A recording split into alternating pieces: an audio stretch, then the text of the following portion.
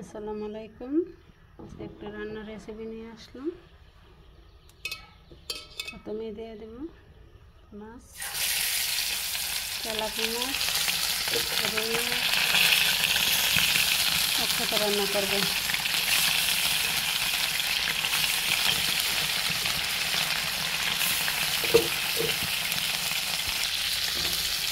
মাছগুলো ভাজা হয়ে গেছে, এখন বের করব।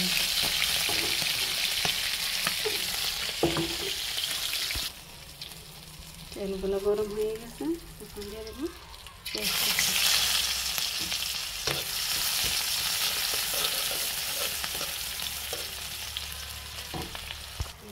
এখন দিয়ে দেবো মশলা। এখানে আপনার লবণ, হলুদ, ধনিয়ার গুঁড়ো দিয়ে দিলাম। যেটা ভালোভাবে কষাই নিব। আমরা মা-মেয়ে ভিডিও করি, আম্মু করে, আমিও করি, যখন যার ভালো লাগে। এদিকে ভালোভাবে কষাই নিব মশলাটা। মশলাটা কষানো হয়ে গেছে, এখন দিয়ে দেবো আলু আর লাউ একসাথে। এটাকে একটু ভালোভাবে কষাই নেব। এখন ঢাকনাটা দিয়ে একটু ঢেকে দেবো কষানোর জন্য। আঁচটাকে মিডিয়াম রেখেছি। এখন আমার ভালোভাবে কষানো হয়ে গেছে। এখন আমি দিয়ে দিব পরিমাণ মতো পানি।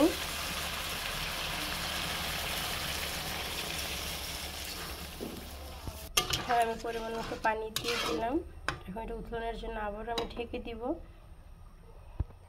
আর এখানে রুই মাছ, তেলাপিয়া মাছ মিলানোই আছে, একসাথে দিয়ে দিব। এটা রুই, এটা তেলাপিয়া মাছ। এখানে আমার তরকারিটা উতলে আসছে। এখন আমি এক এক করে মাছগুলো দিয়ে দিব।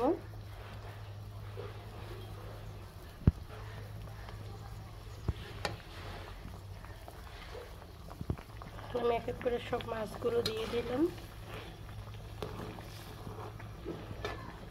এখন আমি কয়েকটা ছিঁড়া কাঁচামরিচ দিয়ে দিব। কেটে রাখা কাঁচামরিচ দিচ্ছি, দিয়ে দিলাম কাঁচামরিচ। এটা আবার আমি ঢেকে দিব। আর এই রান্নাটা কিন্তু প্রায় হয়ে গেছে। এখন আমি ধনিয়া পাতা দিয়ে দিব। ঝোলটা একদম মাখা মাখা রাখছি, লাউ দিয়ে, আলু দিয়ে, মাছ, দুই পদের মাছ এখানে। এখন আমি দিয়ে দিব ধনিয়া পাতা, দেশি ধনিয়া পাতা দিয়ে দিলাম।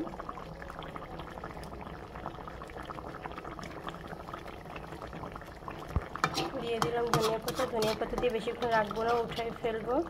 আর আমার রান্নাটা কেমন হয়েছে অবশ্যই কিন্তু আপনারা কমেন্টের মাধ্যমে বলে যাবেন। সবাই আমাকে একটু সাপোর্ট করবেন, লাইক, কমেন্ট, শেয়ার করবেন, আমি যেন আরও সুন্দরভাবে রান্নার ভিডিও নিয়ে আসতে পারি আপনাদের মাঝে। প্লিজ আপনারা সবাই আমাকে একটু সাপোর্ট করবেন। আর আমার বাহিরে মসজিদে আজান দিতেছে, আমি এখনই ভিডিওটা অফ করে ফেলবো।